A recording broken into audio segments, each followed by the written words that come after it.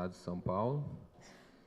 E o Dr. Ederlon foi presidente da AMIB na gestão 2010-2011.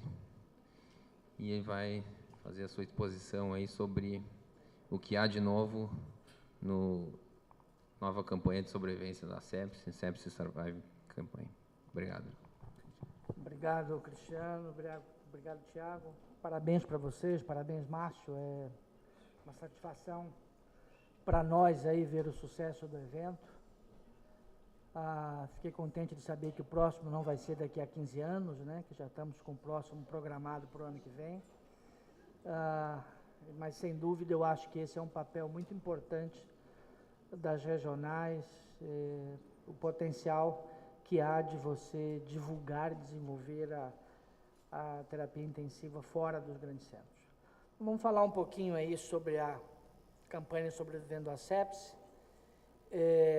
Essa campanha ela foi lançada em 2001 em Barcelona, e talvez o ponto mais forte da campanha teria sido a publicação de um guideline com um conjunto de recomendações para o tratamento da sepsis.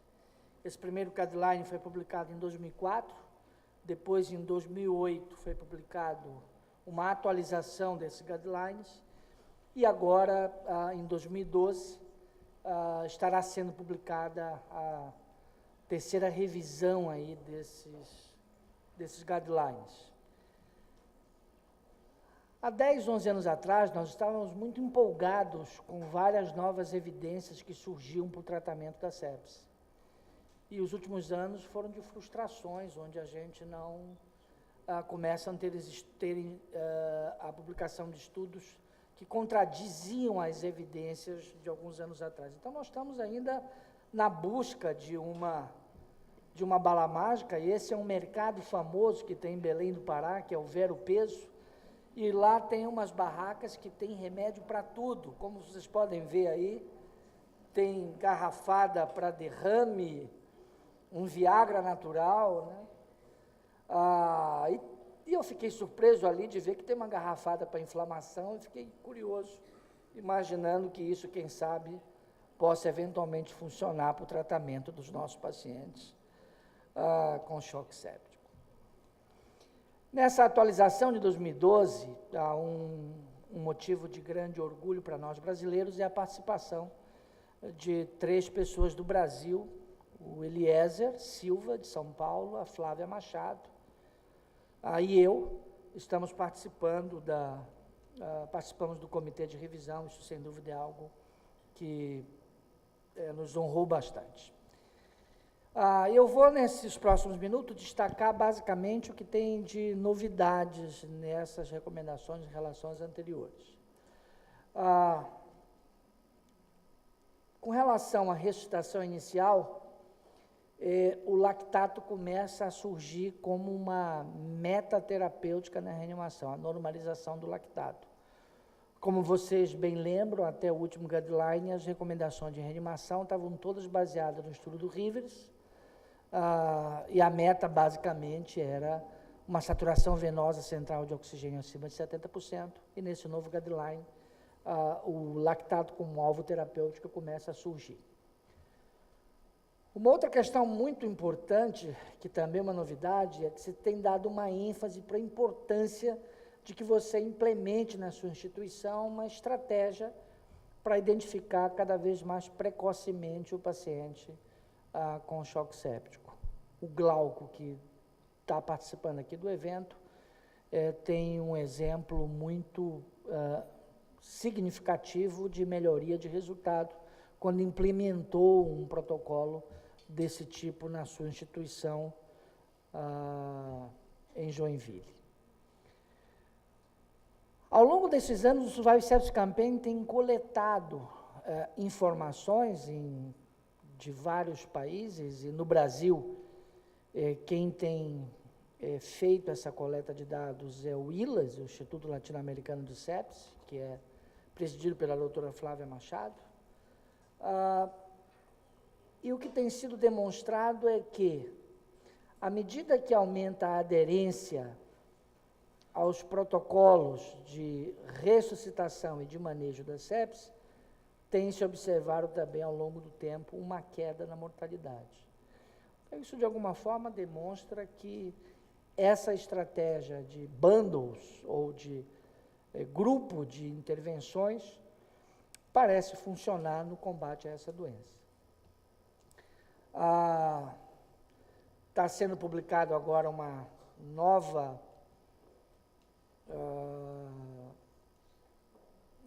corte, agora com um período de tempo mais prolongado, e vejam que há aqui uma redução importante da mortalidade, uma redução de cerca de 25%, de 37% para 28%, o que é bastante expressivo, essa redução de mortalidade. Um aspecto importante é buscar fazer o diagnóstico o mais precoce possível. E nesse aspecto, a importância da infecção fúngica, e por ela geralmente ser tardiamente pensada e tardiamente tratada, o uso de biomarcadores como D-glucana, manana e antimanana para diagnóstico de candidíase invasiva é sugerido, e essa também é uma recomendação nova. Tiago falou um pouquinho sobre isso anteriormente. As dosagens baixas de procalcitonina ou de outros biomarcadores, como a proteína C reativa, eles podem ser úteis na orientação de descontinuação dos antimicrobianos. Isso já foi falado antes, mas uma ênfase mais uma vez.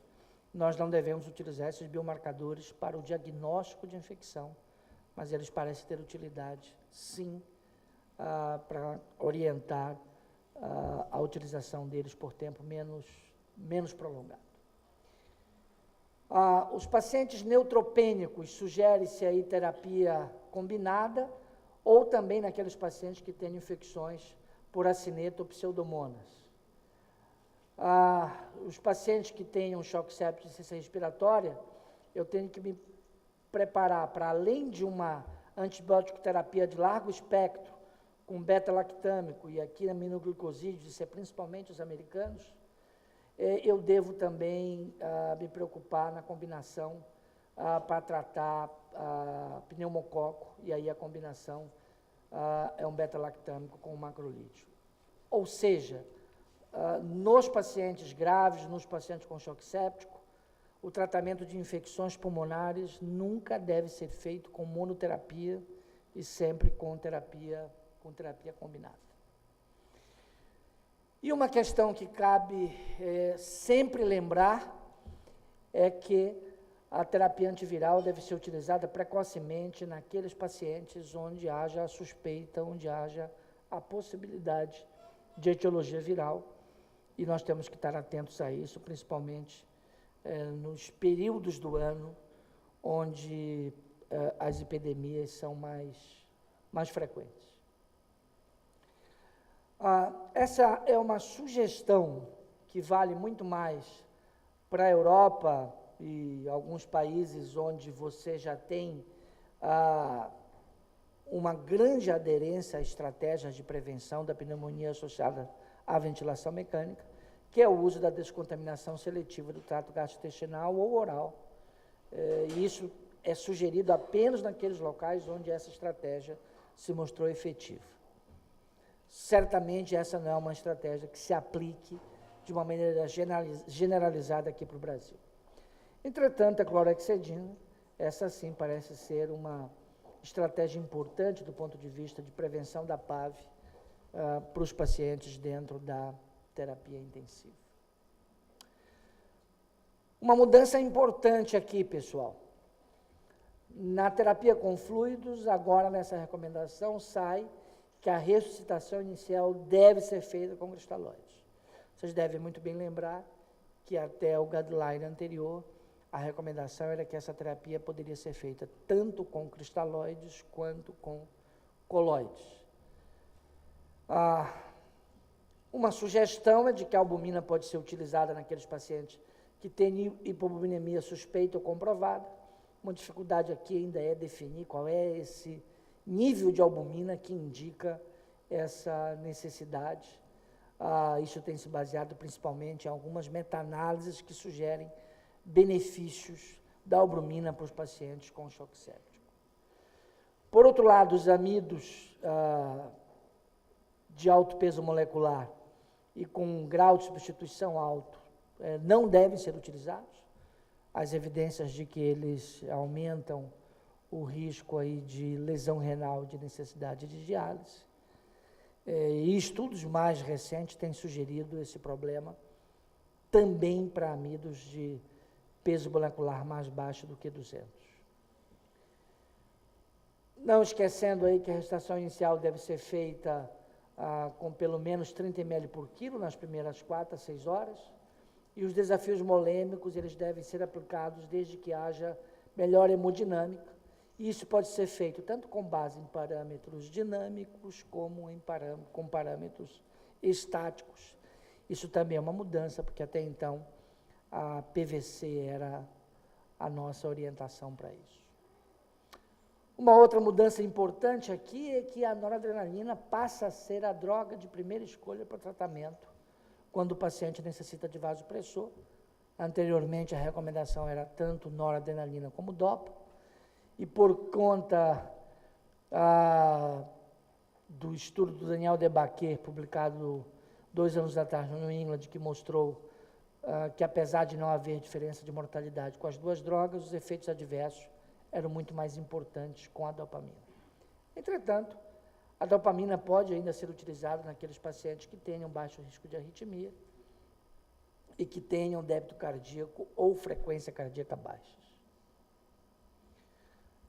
Com relação aos corticoides, pouca coisa tem mudado tanto no tratamento da sepse ao longo das últimas décadas quanto o corticoide.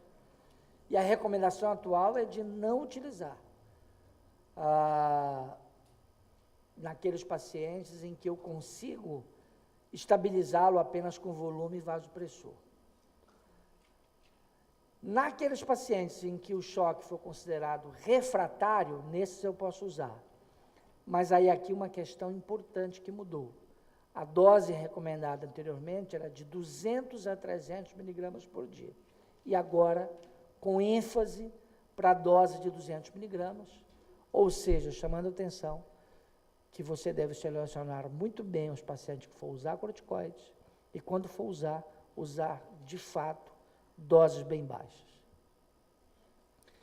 As estratégias de ventilação mecânica protetora estão mantidas e aí surge a questão do PIP alto em pacientes com SARA grave e das manobras de recrutamento nos pacientes com hipoxemia refratária, essas duas aqui apenas como sugestão. Sempre que há uma recomendação forte, recomendação fraca, isso significa dizer que você deve tomar a tua decisão de maneira individualizada, caso a caso. Diferente das recomendações fortes, onde significa que você deve fazer para todo mundo ou não deve fazer. E um exemplo aqui de recomendação forte diz respeito a evitar o uso dos bloqueadores neuromusculares nos pacientes de uma maneira geral. As estratégias de sedação, isso vai ser discutido na próxima sessão, mas nós sabemos que hoje a ideia é manter o paciente o mais desperto possível. Entretanto, uma questão aqui que deve ser individualizada é o uso de bloqueadores neuromusculares de curta duração na fase precoce, na fase inicial, nas primeiras 48 horas, daqueles pacientes que têm SARA mais grave, com relação ao PO2 e FiO2 abaixo de 150, pode ser uma boa alternativa em casos selecionados. Com relação ao controle glicêmico, a mudança basicamente diz respeito à meta.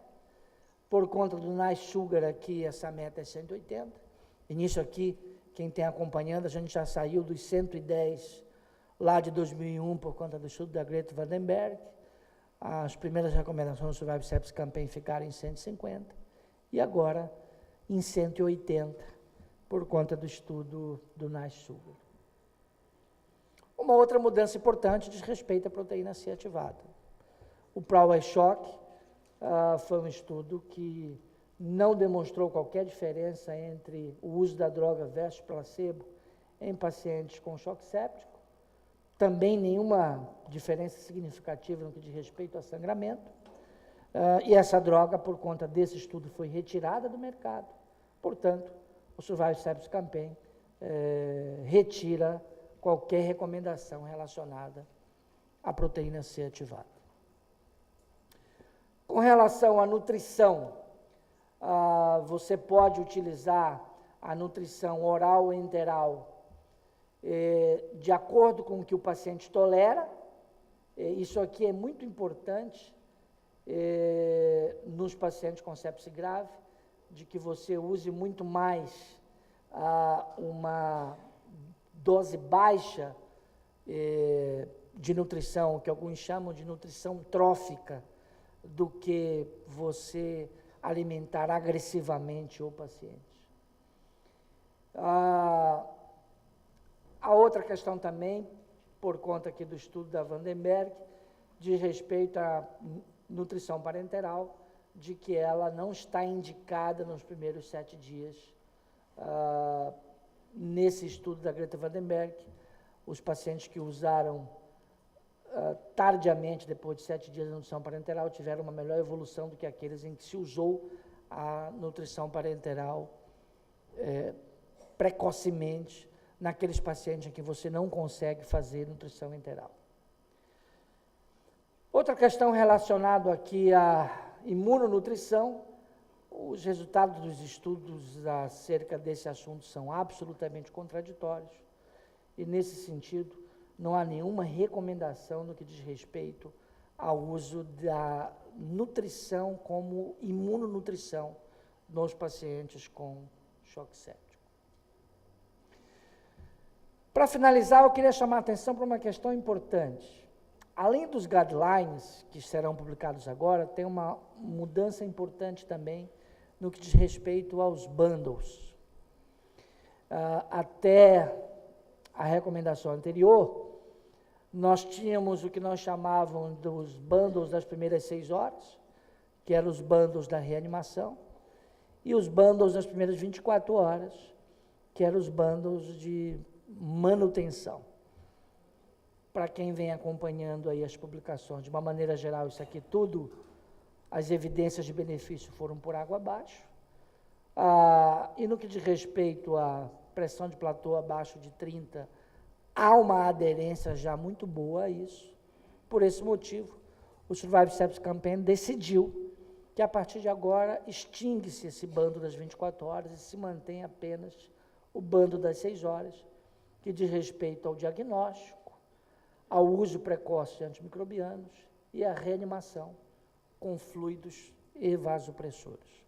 Então, isso de alguma forma é importante também, por conta de simplificar para fazer com que a campanha seja utilizada no mundo inteiro.